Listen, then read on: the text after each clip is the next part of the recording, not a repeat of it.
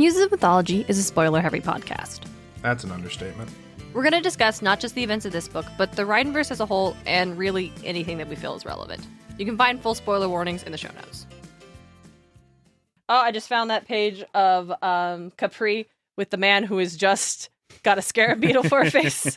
That one's always a jump steer when I'm going through Richard H. Wilkinson's The Complete Gods and Goddesses of Ancient Egypt.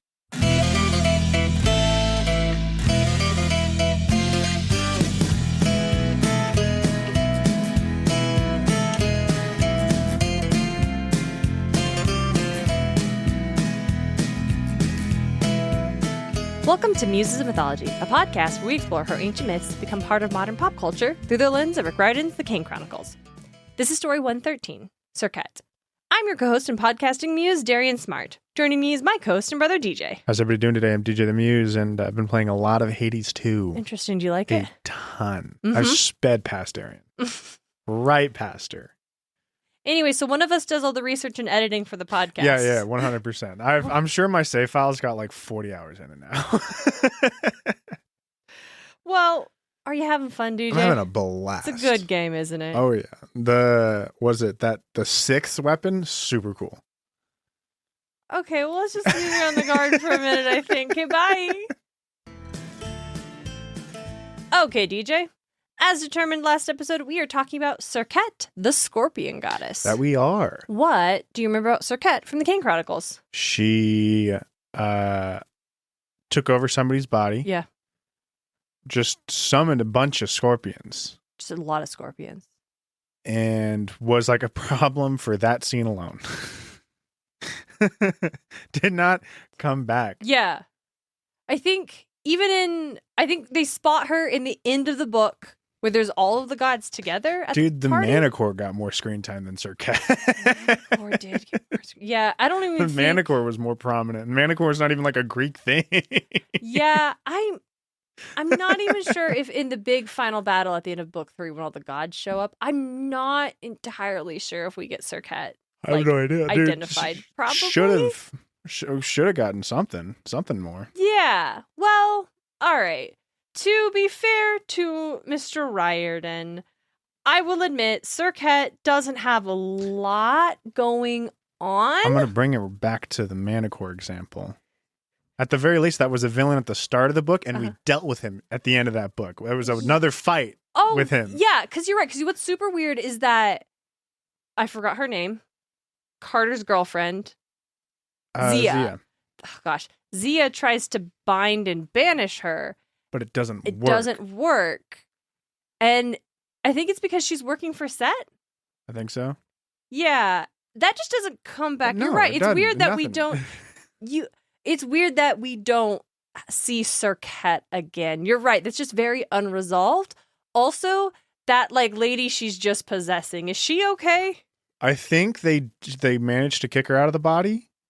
I think that's what happened. Right. So she was passed out. Does she possess the lady again and run off? Or yeah, I couldn't. Because I think they jump through the portal, and that's the last we get. Yeah. That's the last we get of Serket. You're right. It is this weird, looming, in the narrative, because they didn't banish her, and we know she's still... You'd think she would come back, because it feels like that's still a problem. Yeah. That she should have shown up, I don't know, when they fought Sobek later on. But she doesn't. Yeah, you're right. That's super weird. Even with her not being a goddess that we have, a lot of, It just hasn't stopped him from, at the very least, bringing back the initial encounter. Yeah, as a character within the narrative. Yeah, I mean, shit, even the Minotaur came back in book 5. The Minotaur did get to come back in book 5, and then again in Court of the Dead. DJ. Not finished it yet. Did you start it? I've started it. it. Hey! I've just arrived. He just shadow traveled. Okay, so I've started it. So cool. Can I talk to you about that one kid who's the son of Hestia? Yeah, that's great. Yeah.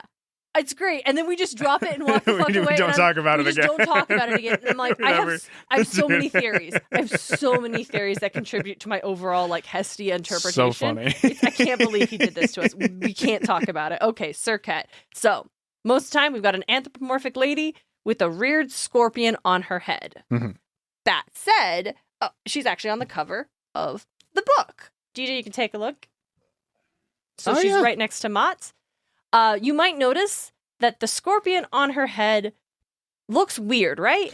It looks like a fish if it was a scorpion, or a scorpion if it was like a fish. Yeah. And when I was looking at her designs, I was like, oh, is it because, like, super old art? Because, like, the designs of all Egyptian art, the way they would draw always looks kind of, like, odd to our eye and not like the modern styles we're used to, an artistic technique and interpretation. They were, like, their models were very strange. Yeah, the way, because they would, like, want to draw all the limbs, but not draw the full face ever, because everyone's always in profile. Yep.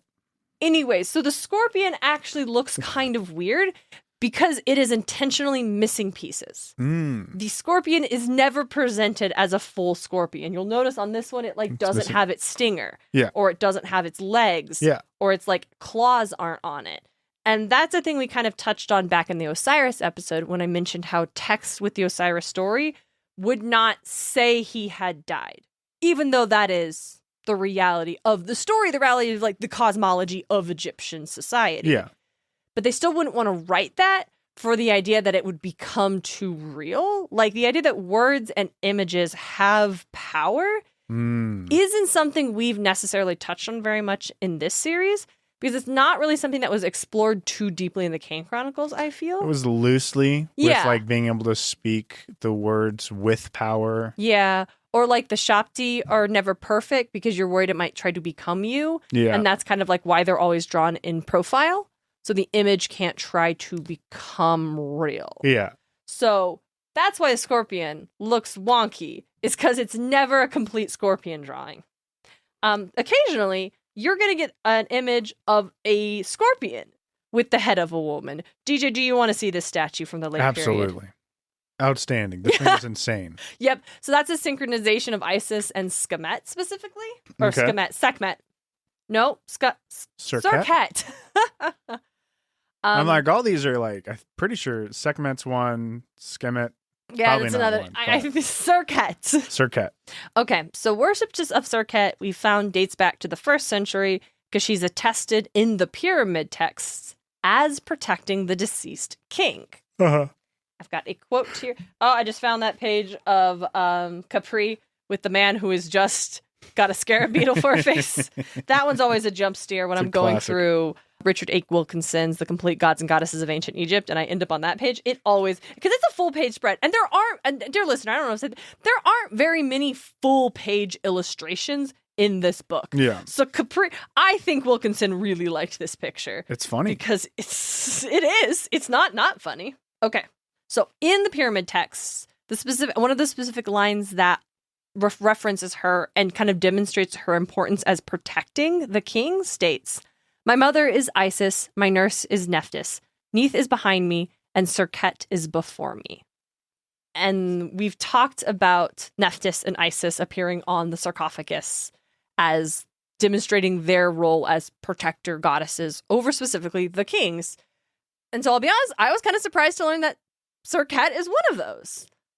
She is also there looking after the king after he has died as he makes his journey into through the underworld to join Ra. And now we talked about how Isis and Nephthys are often like paired together. Serket is often paired with Neith with these images. So she doesn't appear solo on the coffins. And specifically, she also appears on the crates and chests that hold canopic jars. Because I think I touched on the Nephthys episode, but forgot to circle back to on the Isis episode, is the idea of the 4 goddesses who protect the 4 gods who are the, quote, sons of Horus, which is a thing I forgot to circle back to in the Horus episode. There's a lot, who are individually gods who protect the body parts that are put in canopic jars. Serket, she is said to protect the falcon-headed goddess Kebesenefu. Okay, I'm confident. That felt good. That felt slow, but that felt good. Kebesenefu. Yeah, whose likeness appeared on the lid of the canopic jar that contained the intestines. Ooh, I bet it's actually Kilbasa Nefu. Well, it's spelled Q-E. BES. Yeah, I'm making a kielbasa sausage joke. Oh, God damn it. No.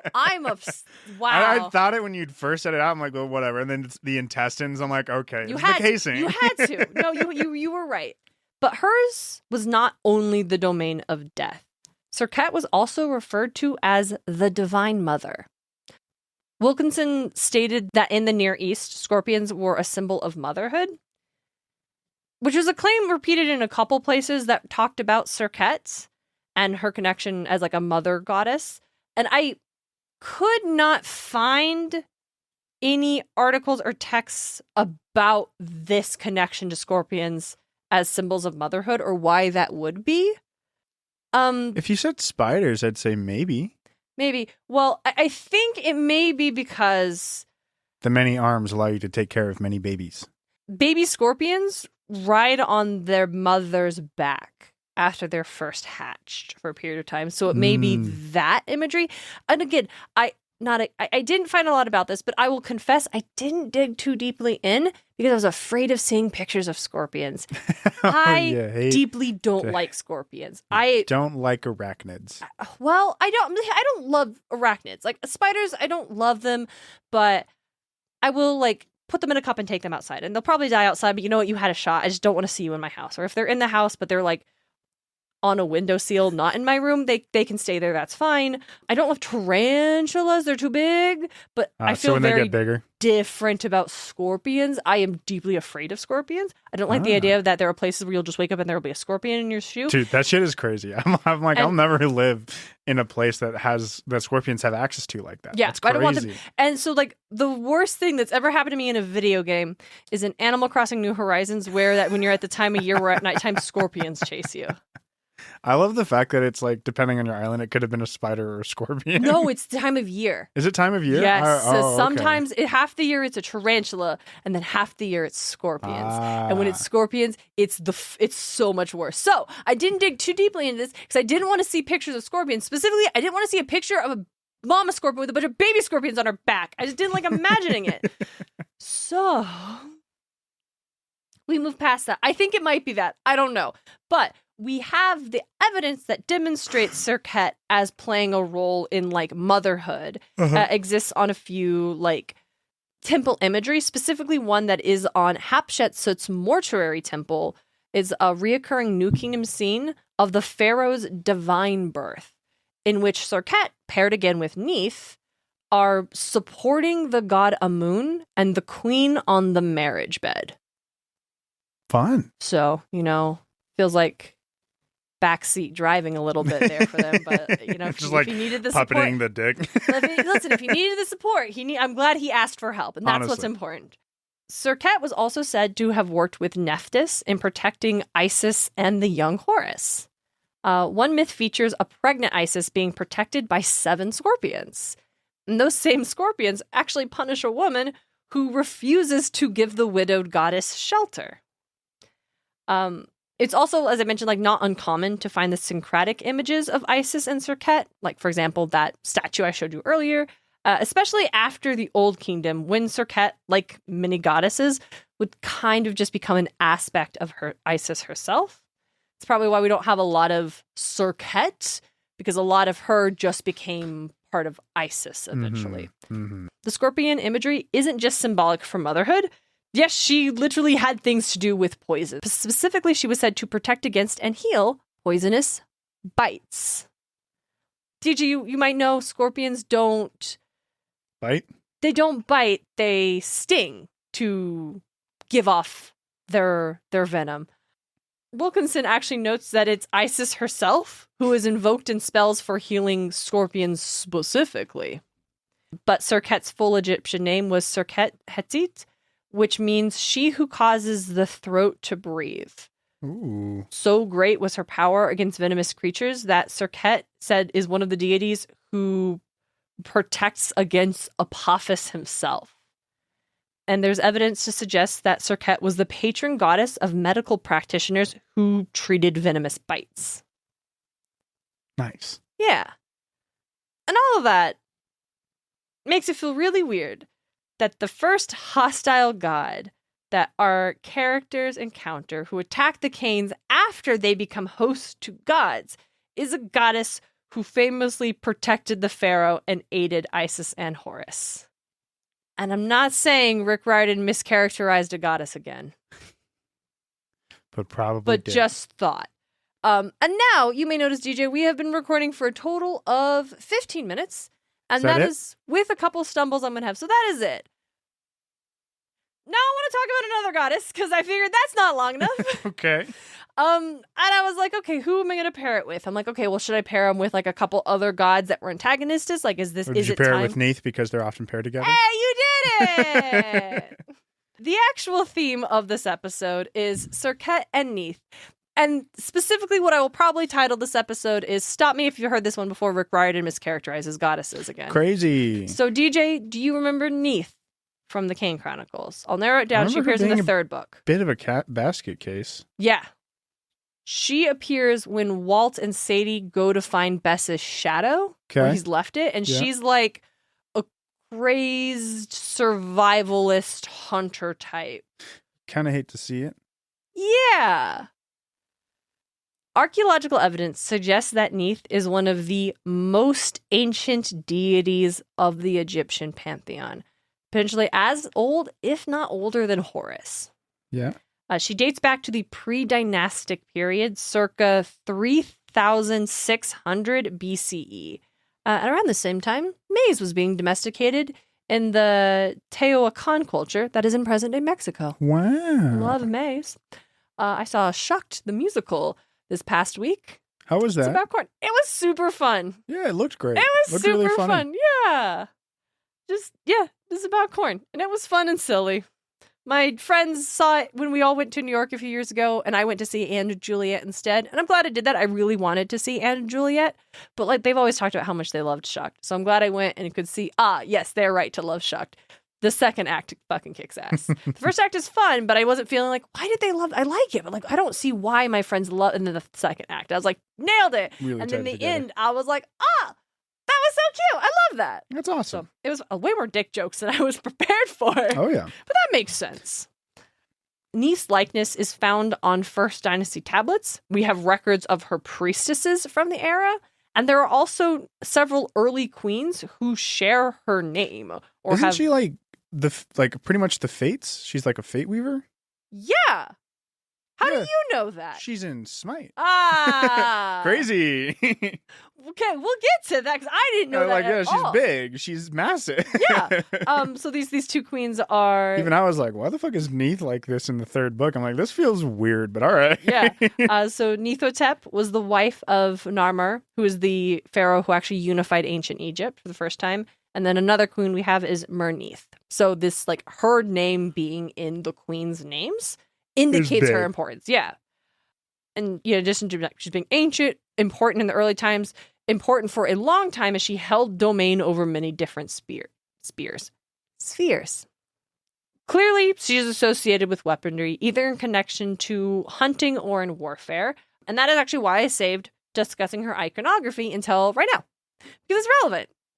Her earliest emblems were just a pair of crossed bows. And Neith is often depicted anthropomorphically as a woman with two crossed bows over her head. And I'll show you an image of that. I love that. It's always just like a crown with their symbol. It's always so funny. Yeah. Here it is. And this is so... Neith is the one in this top mule at the very end. Blue skin, yep. She's with Osiris there in the underworld. And on the full mural, you'll see Osiris is also like duplicated on the other side, but on that side, he's talking to Nephthys. So, spoiler alert, Neith's also a funerary underworld goddess. Crazy. But you see the symbol. It seems like every goddess is some sort of so it seems mother like goddess funerary. Yeah, it seems like a pretty big. You'll notice this image above her head, which I would have described as like an eyeball, but is actually like two hunting bows.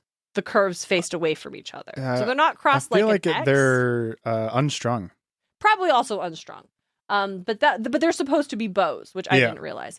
Or she is depicted as a woman wearing the red crown of Lower Egypt, as you see up there. Ooh. And in that image, she is often either holding the was, which is that staff of power, or a bow or a harpoon. Mm-hmm. Now, obviously, with those images, she is, like I said, associated with weaponry, perhaps warfare, perhaps hunting. But, as you said, hey, it's kind of weird that Rick Riordan picked this really lean into like the hunting aspect. To quote Richard H. Wilkinson, this aspect of her personality was perhaps overstated in some of the older studies of Egyptian deities. So mayhaps this was initially the one thing we knew for sure. It's like, that's a hunting goddess. Yeah. And that perhaps is what Rick pulled from. You hate to see it. You hate to see it. So as to know, not to say she wasn't associated with those things. In fact, she certainly was. There's victory to Neith was a common saying. I feel like a lot of these, a lot of these goddesses that are mischaracterized often probably come from a time restraint of him not being able to do proper research on things because he's working on 2 projects at the same time. Yeah.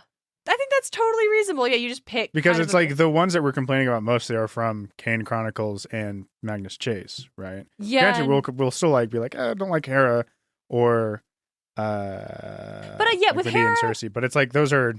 It's like I don't like what you picked to lean into, but it's not like it felt like it came from nowhere, or it was just like the one thing. Water Goddess Nephthys came from nowhere. No, Water Goddess Nephthys came from nowhere. We picked a bad source for. But it's definitely like Freya. he did like a surface level Google search on some of these people and be like, okay, so this is one of their aspects. I'm going to lean into that. Yeah, and it's like but I don't think you picked the right ones to lean into, or even an accurate one, if the intent of this book, which is to remember, it is supposed to introduce and teach kids like crash course basic level mythology. Yeah.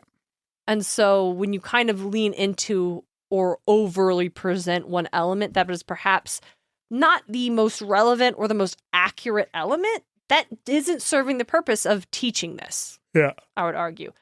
In regards to Neith, though, she also would be depicted as the Uranus snake, the rearing up snake, the symbol of the pharaoh, driving away the enemies of the pharaoh, as seen in the tomb of Tutankhamun.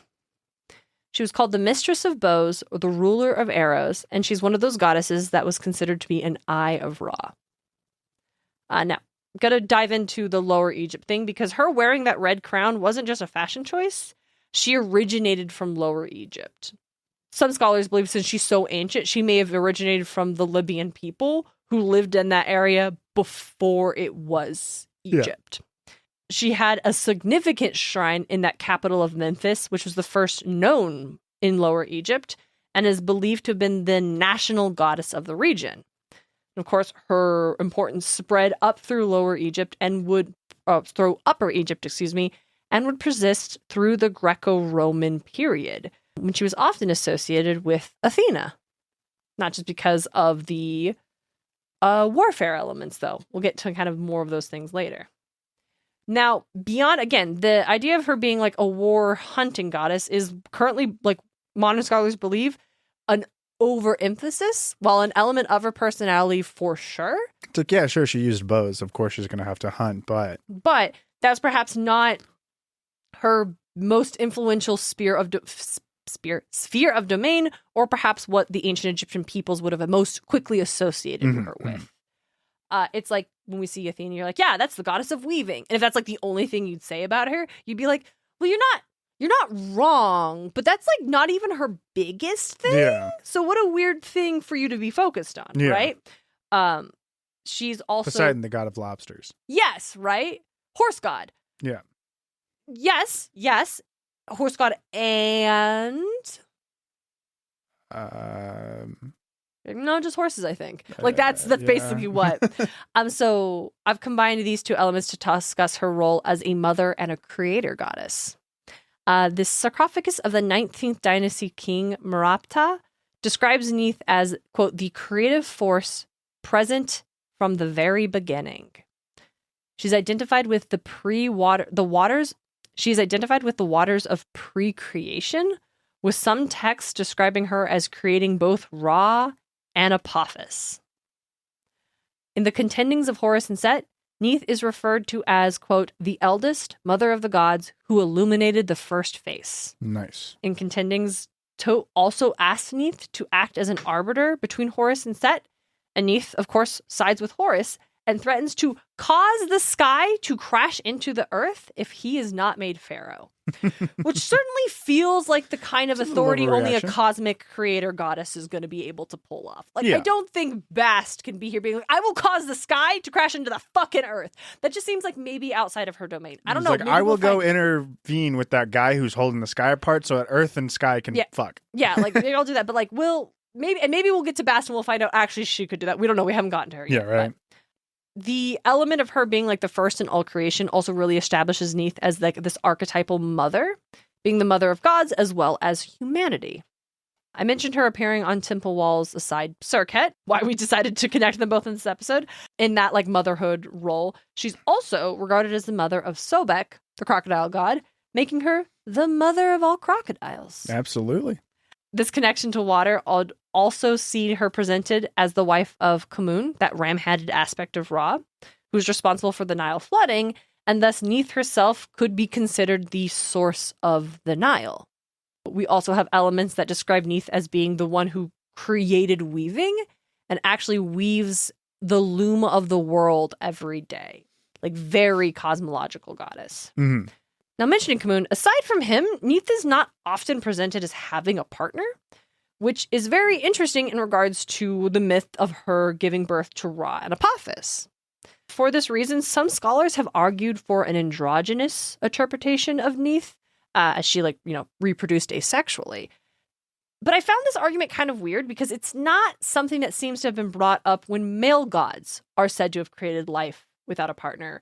They just create them with their hands. Yeah, as with Aton created Shu and Tefnet, and no one's arguing that's meant to be viewed as androgynous. Yeah. So I don't know where the argument stands on the broader scope of like Egyptologists and scholars, but to me it did feel odd when we've encountered quite a few gods who are described as being like the creators of these things and not having a partner to work with, just creating them out of whatever they had on hand. And they're not meant to not.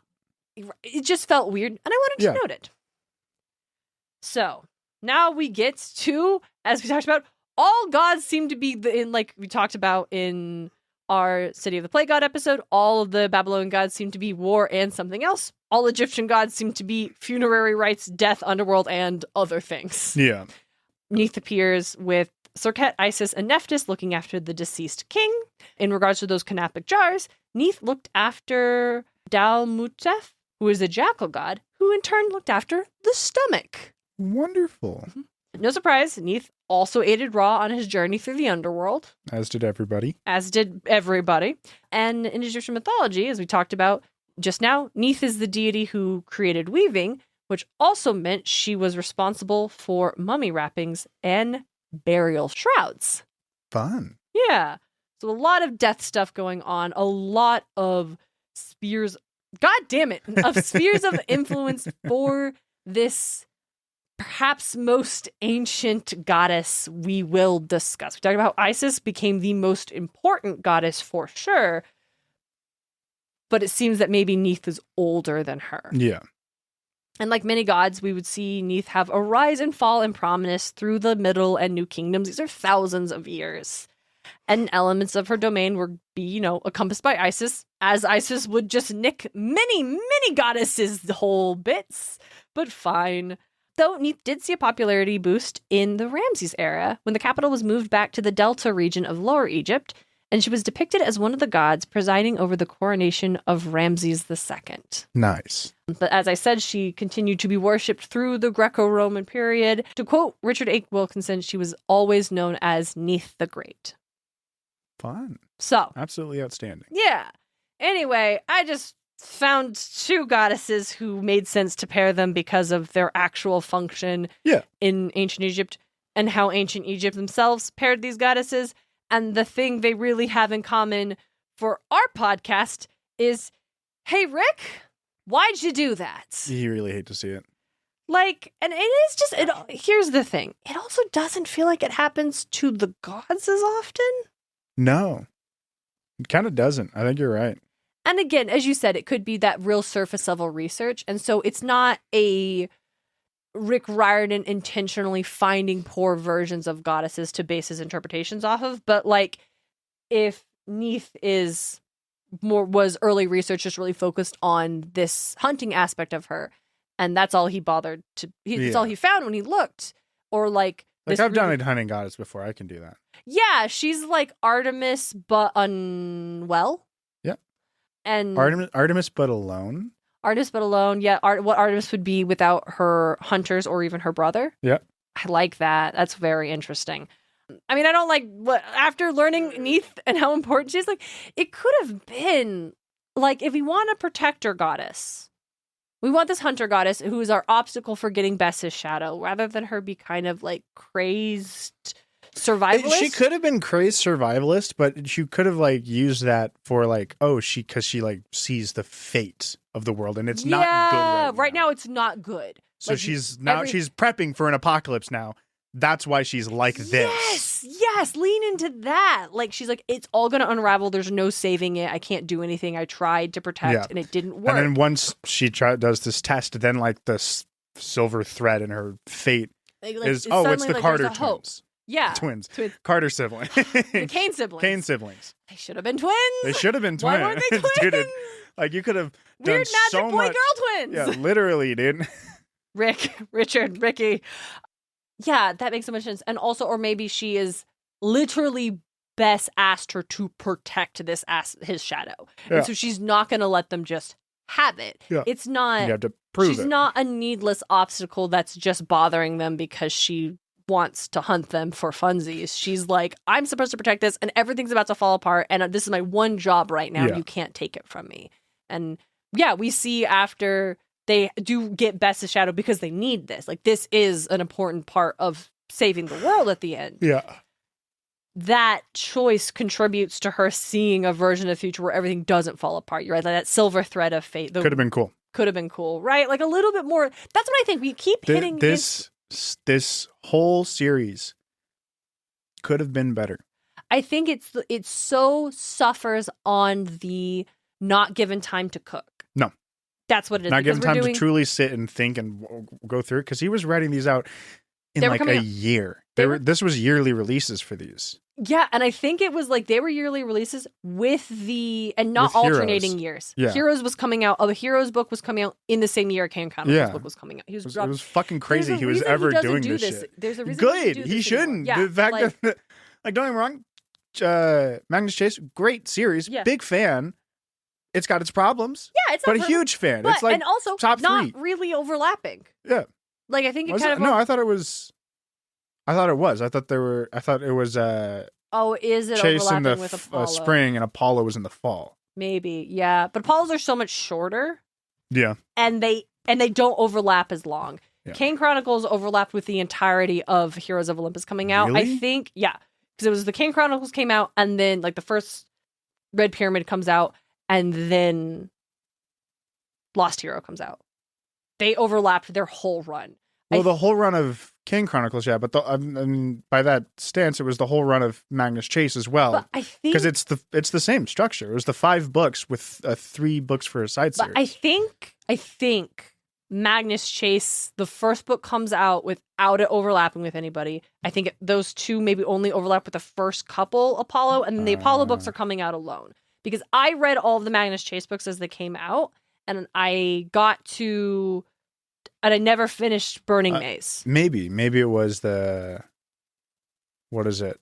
The first book came out in between the second and third book. Yes, I think there was. So yeah, those first two book of series Apollo came out in between the second book of Chase and third book of Chase. Yeah, I think there was a little bit of overlap between those two, but not as much as the other ones. And then the Last of Apollo has had no overlap. And then Court of the Dead and like.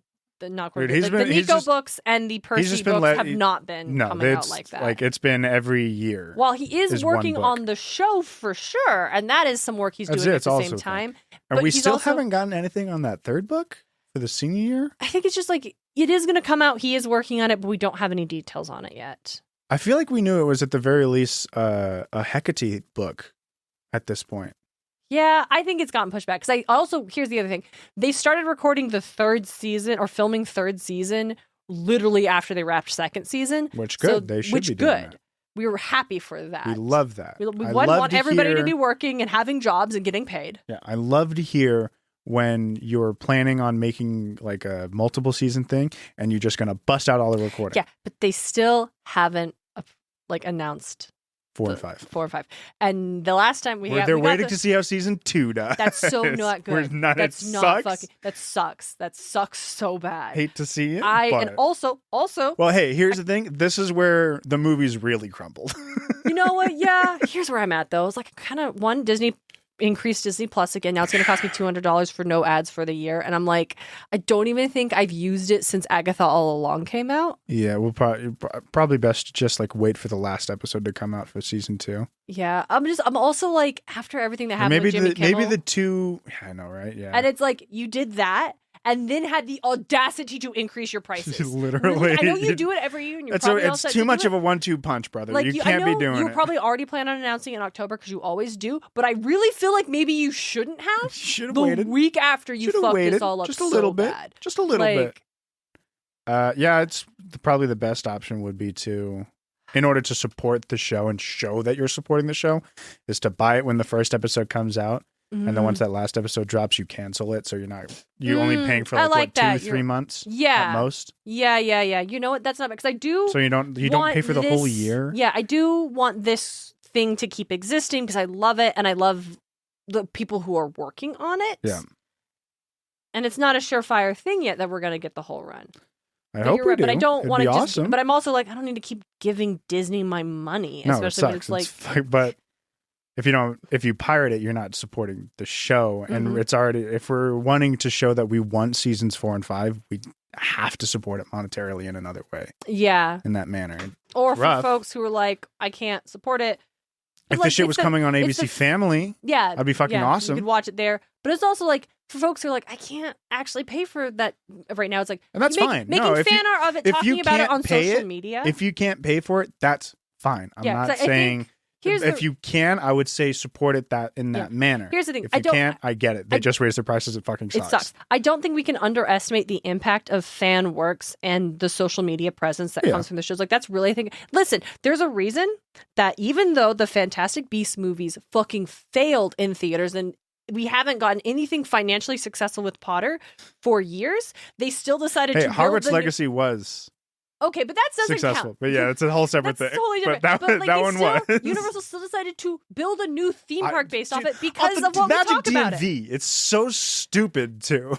And it is because it remained prominent on social media. So I don't think for folks who are like, oh, the only way to support it is financial. That's not necessarily true. I think we talk about it. But this is, again, fuck J.K. Rowling. This is not me saying, this is me like showing why this thing, even though it financially failed as a franchise, still is seen as viable. I think that's 100% fans making it relevant on social media and buying merch and stuff when it comes out. And also, hey, you remember when Morbius failed, but then they released it in theaters again because Sony misinterpreted what the memes online were all about? Do not underestimate your TikToks and your fan arts. Worse. And it did worse. And then Disney said, Jared Leto, you can be in another movie. Dude. And that, poor Tron, never going to be a successful franchise. I feel like people have just done Tron, but better. Apparently, what, you're stuck in a game? Oh my fucking God. Who gives a shit? That is such people do it so much nowadays, and it's just been done better. Yeah, I think that is the hardship. It's like it's been done better since then. And then Tron, not to say I don't like Tron's like aesthetic. I think aesthetically that's the strongest part of Tron. That's the strongest part of Tron. Apparently there's also a Tron TV series that was pretty good. I've never heard about it. Yeah. Okay, I think that's enough extra like nonsense for us to like have a full episode. All right. Usually that'd be bonus stuff, but you all get that. So, yes, what do you think, dear listeners?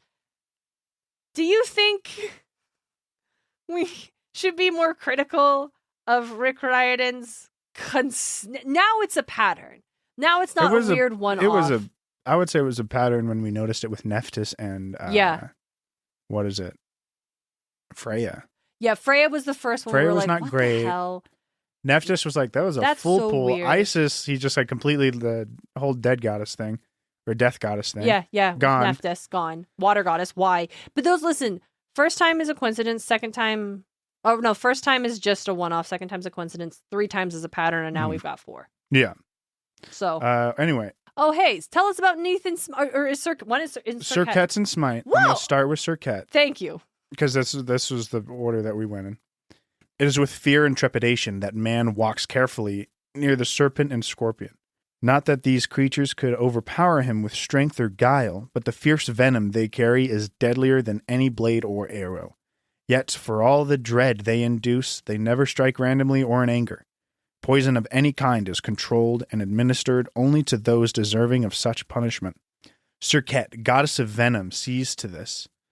Though crushing strangulation and pain await those touched by her sting, Serket is not a deity of retribution, but guardianship. The wakeless dead are embalmed and preserved for all time in fluids taken from Serket's beast. Of the 4 sacred canopic jars which hold the internal organs of the mummified, Serket is the watcher of one. And though her strikes mean certain death, Serket can cleanse poison as easily as apply it. A battlefield is a strange place to find this goddess. Normally, Serket is an invisible presence. She watches, she waits, she learns before she strikes and ensures that those she kills deserve such an end. It must be that the vanity of the gods has pushed Serket too far. Now all will meet death with venom in their veins. I like Serket's design. I like her hair. Oh, yeah. They've done with it like just being like kind of upright mohawk. Yeah. Yeah. She's great. She's got one of my favorite skins in the game. Which one? The alien one. Is this Dread Queen? Dread Queen. It's a xenomorph. Yeah, she's a xenomorph. It's sick. It looks really dope in game. That's cool. She's got big fan. A one called Senpai Slayer, which is great. She looks like a very scary anime schoolgirl type. Venom is very cool. She's just her regular one, but like slightly color. She's got the pirate one. Yeah, pirate. The pirate one. Her tail's made of like a chain. First mate. Yeah. No, these ones are good. Kitty Kaboom. She looks like a cat e-girl. Yeah. No, I like the acknowledgement of Serket being like, you wouldn't find her on a battlefield. Like the scorpion doesn't go after, unless you're playing Animal Crossing New Horizons. The scorpion doesn't go after you. The snake doesn't go after someone. They're defensive. Yeah. It's a defense mechanism. But I like the concept of like, she is so fed up with the gods that she's like, fine, I will get involved. Yeah, I think that's very good. She is like a get in there, strike and get out kind of play. It says assassin. Yeah. Her ultimate, she jumps on the back of a god, like poisons them and pushes them away in whatever direction you're looking. So you can like get on somebody and throw them towards your team. Hey! And while they're poisoned, they're taking like some dot damage and they don't get any healing at all. It sucks. They're poisoned. Yeah. All right. And what about Neith? When time began, there was only endless black waters. Yet from water comes all life, and from this primordial force was born the first of goddesses, Neith. As the waters continued to form the world and everything in it, Neith's natural instinct to protect and nurture the people led her to champion the hunt. With meat she fed them, and with hides she clothed them. But as the people she sought to protect grew old or sick or died on the battlefield, Neith's compassion forced her to change her calling. With nimble fingers, the goddess wove shrouds to shield the lost spirits of the dead on their journey to the underworld, leaving a loose thread she could trace as the ghosts ventured down the river. As time passed, more and more threads spread across the world, weaving an intricate pattern of fates that only Neith could see. Now the war between gods grows ever more fevered, and Neith can no longer sit idle. The threads of fate are fraying at the edges, and she must once again pick up her bow and hunt, or watch the world return to the waters from whence it came. I really like that. Oh, yeah. Hey, I feel like, hey, DJ, feels like way too many times this season has SMITE, the video game, presented a stronger, more nuanced take on the goddesses than Rick Riordan has done. The SMITE guys do a lot. They do a lot of work to get like a good, solid representation for the god and like a good kit that feels good too. Like they wove in her as a creator deity, and then the hunting to like feed and protect, and the oldest goddess, weaving, and it's like whoa, oh, like yeah, I don't know, maybe Am I just fed up with the flat? Like, see, I'm not saying the gods have the most nuanced. I think Apollo's the most nuanced god we have. That's because he was human for a while. And Yeah. we got a whole book series about him. But like, usually, even the gods, they all just have like the one thing, and that's it. And I guess when it's like the one thing that is about your character, then that works as a just remember this about them. But when you like have hit a thing that's like not really the character Yeah. at all, or a really weird source for the character, like it's more prominent. But like, is that a weakness in the overall narrative to be so one note? A little bit, Yeah, I'd say. to not spend a little bit more time and thought into making these elements more constructive.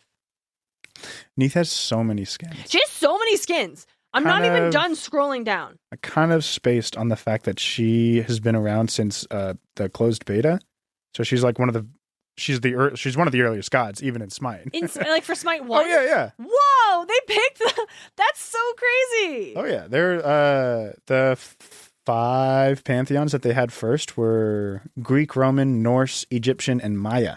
Nice. Yeah.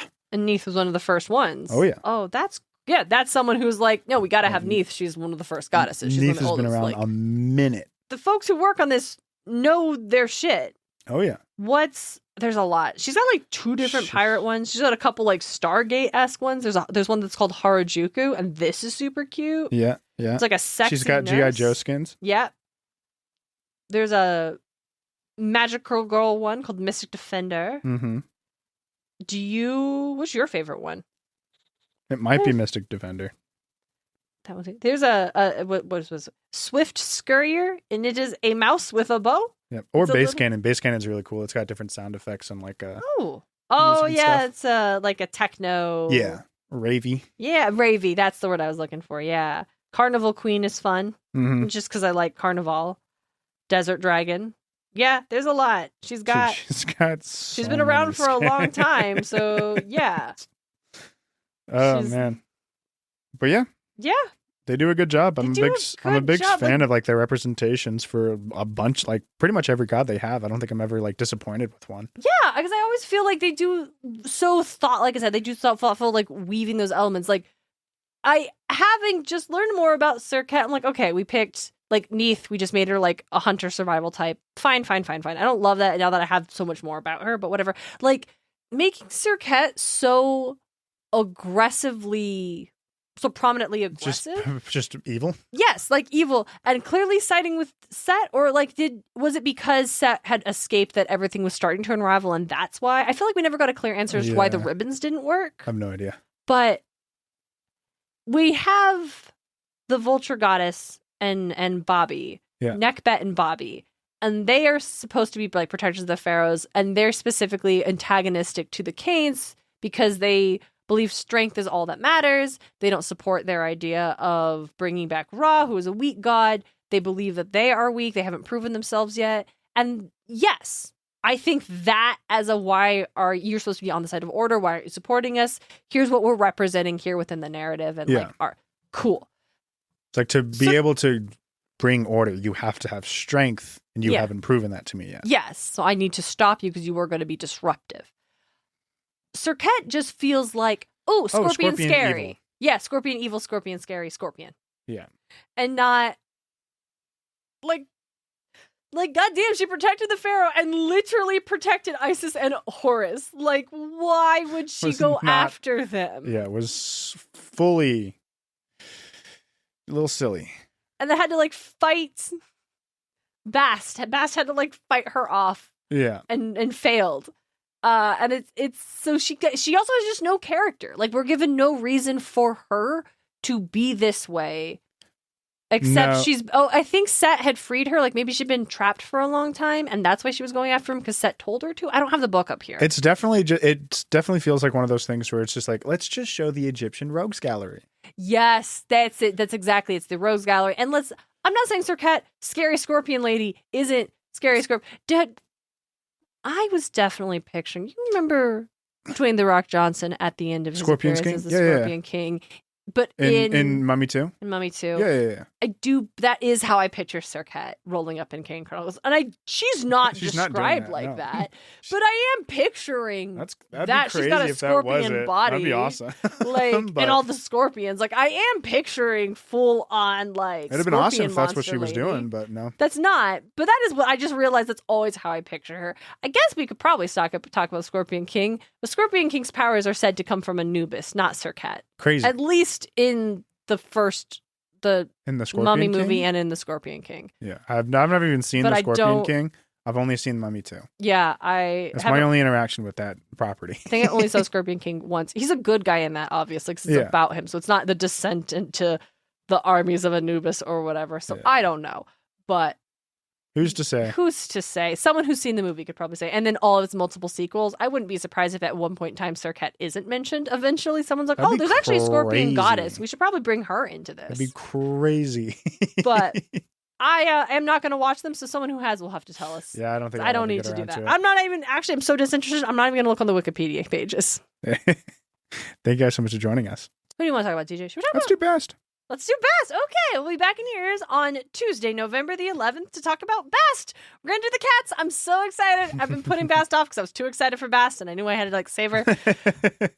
I'm excited for Bast. I got to start researching. I'm going to talk about all the cat stuff. I'm jazzed as hell. All right, we'll see you back here. You'll hear us Tuesday, November the 11th. We're going to talk about Bast. Until then, don't be like Zeus. Don't be like Zeus. Muses of Mythology is created and hosted by Darien and DJ Smartt. It's edited by Darien Smartt. The show is produced by Darien and DJ Smartt, as well as Tim O'Connor, The Crystal Conman, Nicholas Miller, Jeffrey Babbitt. Our music is Athens Festival by Martin Hain. And our cover is by Ran Kapoka. You can find them on Instagram or through the link in our show notes. Want more Muses of Mythology?